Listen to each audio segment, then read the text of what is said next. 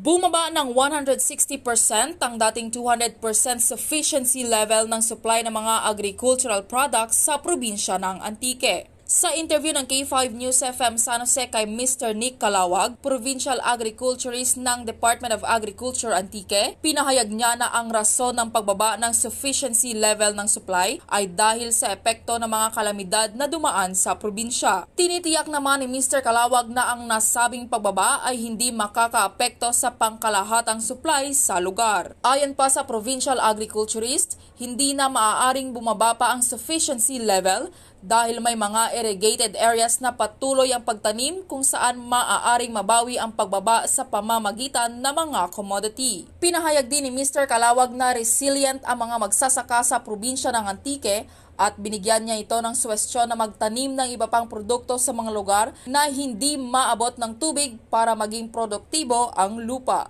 Balita mula sa Department of Agriculture Antique, ako si K5 Family Palanog para sa Kampiyon sa Serbisyo Publiko at Kasiyahan sa Probinsya ng Antique. Ang kampiyon na estasyon, K5 News FM.